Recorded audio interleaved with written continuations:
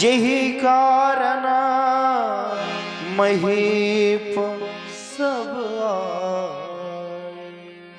इन समस्त राजाओं के आने के कारण में मात्र एक ही कारण है।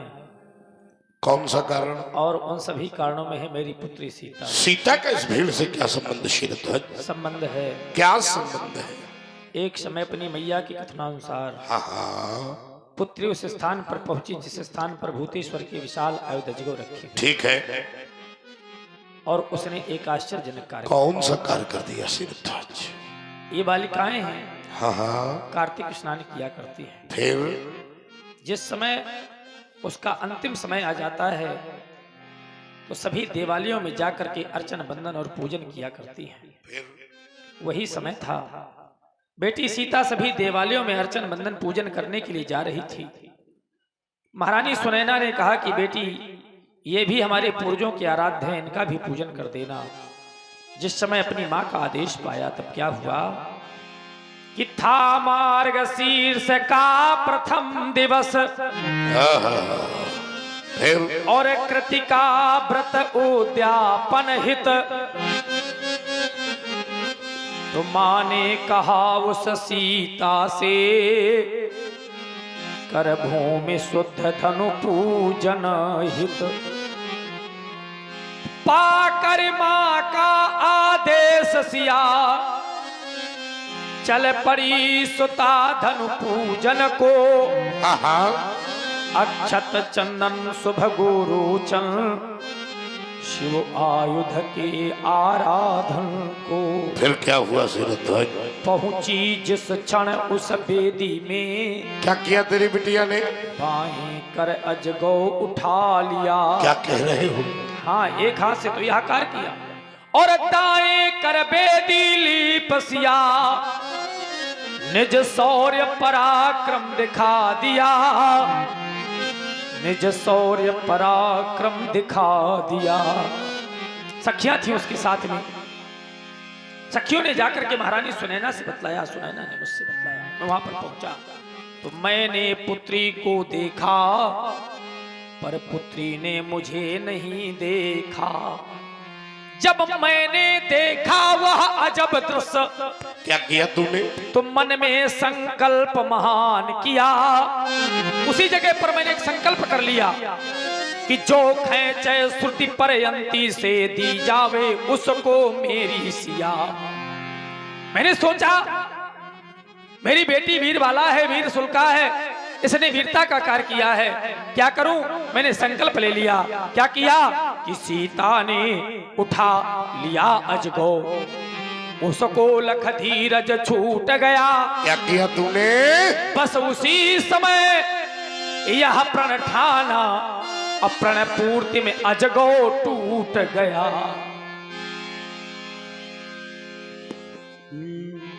सुनत बचना फिर अनत निहारे, देखे चाप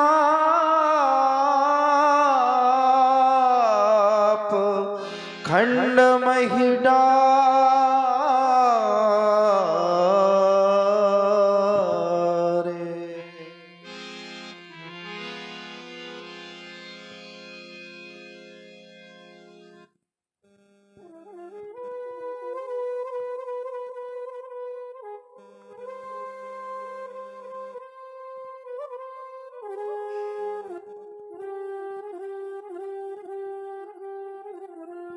श्रद्धा का इतना बड़ा राज,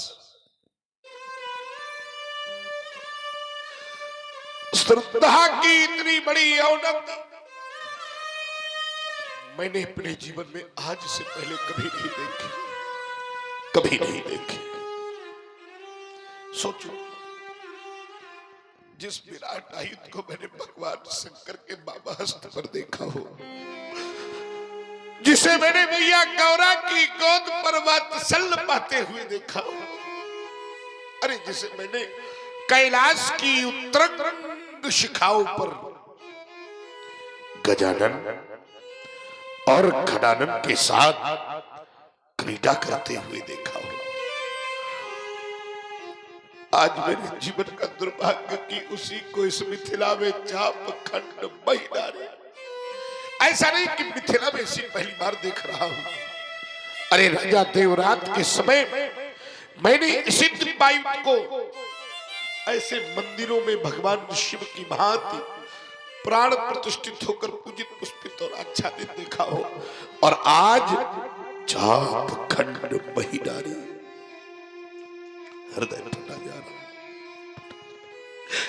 ईमानदारी से उत्तर करो जितने लोग बैठे हो। इस धरती पे भी एक नियम बना है कि जीवन भर पाप करने वाला व्यक्ति भी जब मरता है ना, ईमानदारी से उत्तर करना, हाँ या ना में उत्तर करना, तो पापी से पापी व्यक्ति को भी अंतिम समय सम्मान के साथ विदाई मिलती है।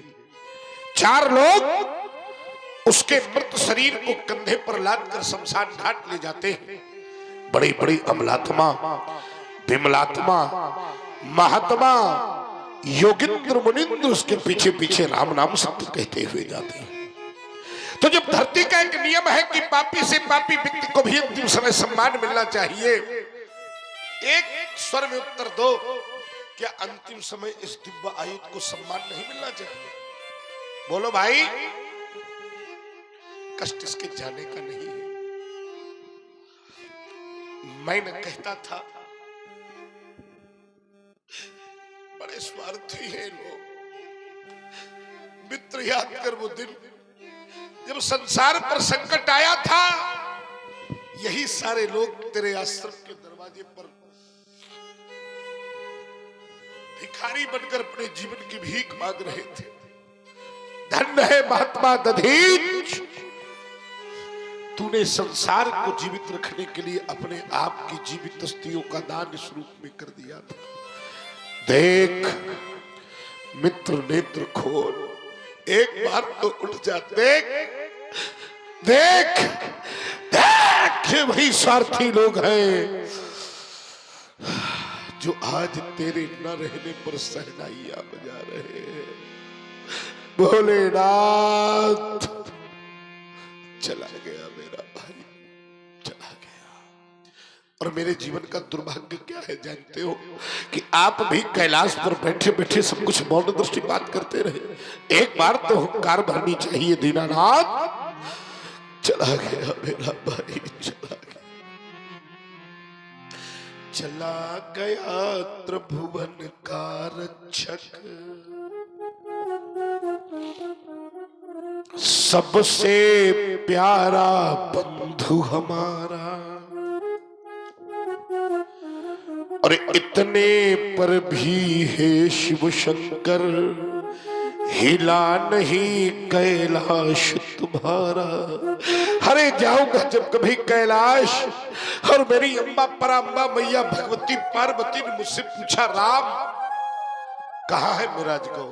तो बोलो ना मित्र, क्या उस समय अपनी मैया से यह कह दूंगा कि माँ तेरा राजगौ इस संसार में नहीं रही? क्या उत्तर दूंगा मैया को कि नष्ट हो गई तेरी थाथी, तुम तो चले गए प्रिय अजगौ, और जल रही मेरी छाती। नहीं सहन होता है भैया, कुसमय में भी निधन तुम्हारा। और इतने पर भी है शिव शंकर, हिला नहीं कैलाश तुम्हारा। ऐसा नहीं है मित्र, मैंने तेरे अस्तित्व को नहीं जाना था। कौन था तू? अरे आशुतोष के प्राण प्यारे, गौरा माँ के आंख के तारे। यह दुर्गति हो गई तुम्हारी, और मैं तेरे पास नहीं था। क्या मुझ पर विश्वास नहीं था? क्या मुझ पर विश्वास नहीं था? अजगो पहले भी जन था, ये जीवन था, शांतिपूर्ण भाविक क्रंदन था, पर हुआ नहीं ये त्रिपुर दहन था। तुमसे पहले भी पतझड़ था, पर हंसता हुआ मधुमाश नहीं था। क्या मुझ पर शयन करो को विश्वास मानो, नहीं छोड़ा जाएगा आज कोई भी क्षत्रिय महिपाल, नहीं छोड़ा जाएगा आज कोई भी राजा, और नहीं छोड़ा जाएगा आज सबसे पहले राजा। अति ऋषि बोले वचन कठोरा, कहू जन जनक धनुष के तो। और आप हैं उमादत्त भैया जी, आप पिपरौंदा निवासी हैं। आपने 21 पुष्प मुद्राएं भार्गव परशुराम जी की श्री चरणों में सदर प्रदत्त की हैं। धन्यवाद, साधुवाद। कहू जन बोल, बोलता क्यों नहीं है? मौन खड़ा होना किसी भी समस्या का समाधान नहीं होता। बोल बोल बोल बोल। किधर अगर आज तूने मौन धारण करके अपने जीवन को बचाने का प्रयास किया तो अंतिम भूल होगी। बेग बेग दिखाब मूड नत आजू, उल्टाऊ मही जा लही तबरा। अगर आज तूने मौन धारण किया शीरत ध्वज, जहां तक तेरा राज्य है वहां तक की मही को पलट दूंगा। सर्वनाश सर्वनाश सर्वनाश लीला देखेगा। सावधान शीरत ध्वज।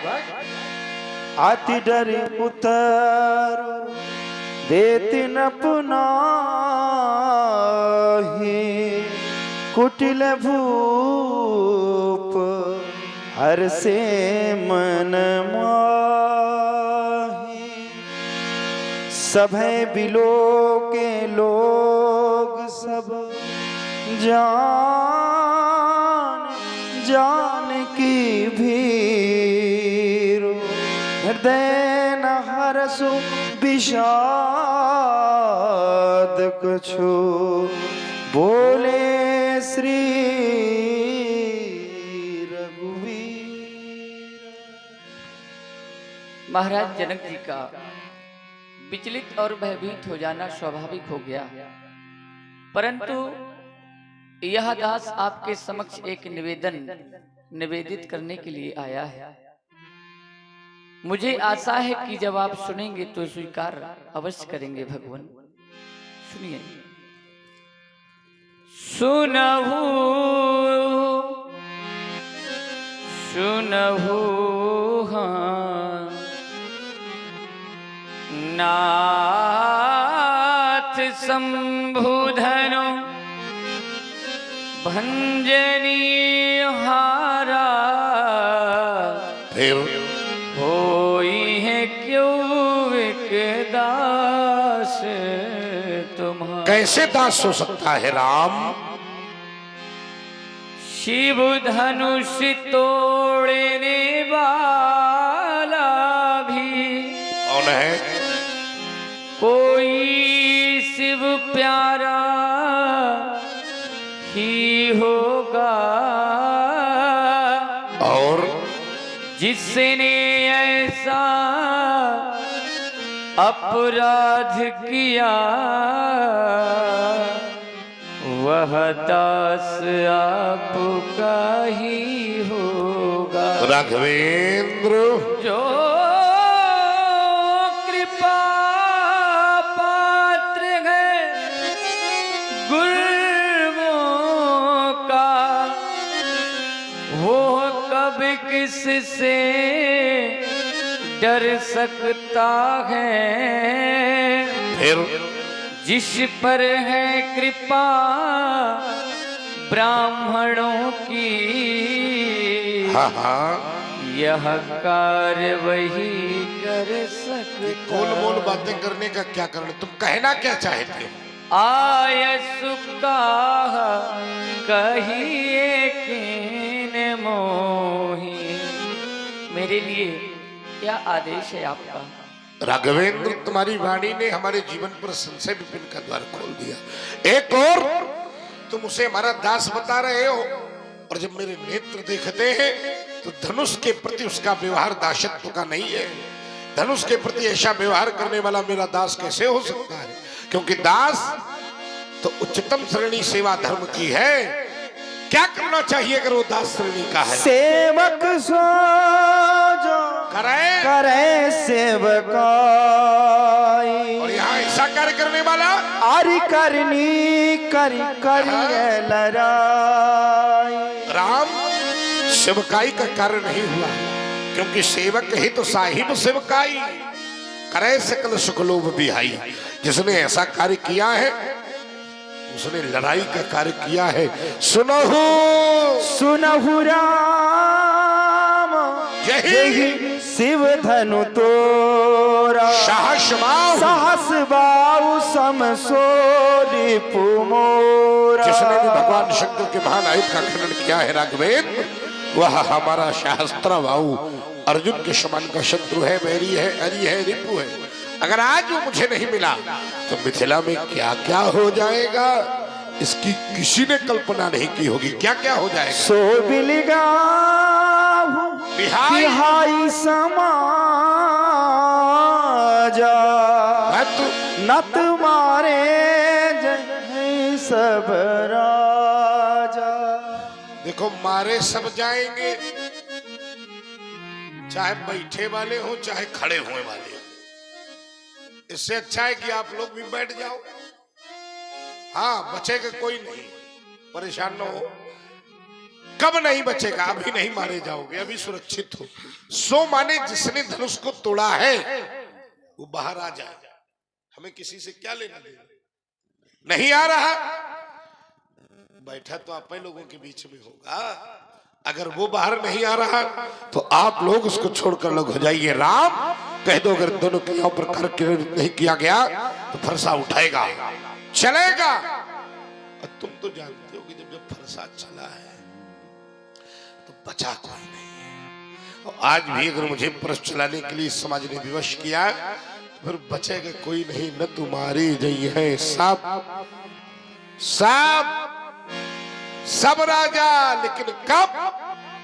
जब धनुष तोड़ने वाला अलग नहीं होगा तब हमारे जो है शब्द। सुनि मुनि बचन लखना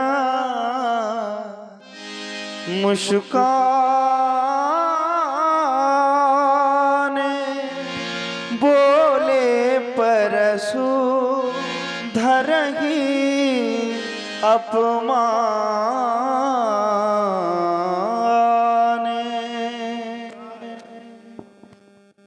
आप सभी लोगों को जिस समय की प्रतीक्षा थी, बड़े उत्साह के साथ आप लोग प्रतीक्षा कर रहे थे, वह समय आप लोगों के सन्निकट है। आप सभी लोग बड़े ध्यान के साथ, उत्साह के साथ सुने और समझें। यद्यपि परिचय देना आवश्यक नहीं है। अगर सूर्य को दीपक दिखाया जाए तो उसमें वो नहीं हो सकता। यद्यपि आप सभी लोग जानते हैं, आप इस समय भगवान परशुराम जी के रूप में जिनको देख रहे हैं, वह जलोखर आश्रम के प्राचार्य श्री सर्वेश जी द्विवेदी और हमारे परम आदरणीय परम पूज्य श्रद्धेय गुरु जी, जिन्हें आप लक्ष्मण जी के स्वरूप में देख रहे हैं, वो आपके ही ग्राम के बगल के पिपरौंदा ग्राम के हैं। सभी लोग जानते हैं कि अगर इन दोनों महान विभूतियों के नाम छप जाए पर्चों में तो लोग आकलन कर लेते हैं कि कैसा क्या संवाद होगा, कैसी क्या वहां की समाज होगी और कैसे वहां के लोग होंगे। तो आप हम सभी समाज से आशा रखते हैं कि आप सभी लोग ध्यान के साथ सुनेंगे और उत्साह के साथ सुनेंगे। धन्यवाद। आगे लक्ष्मण जी की वाणी। जहां तक इस समय मेरा दर्शन है, जहां तक इस समय मेरी दृष्टि पहुंच रही है, सभा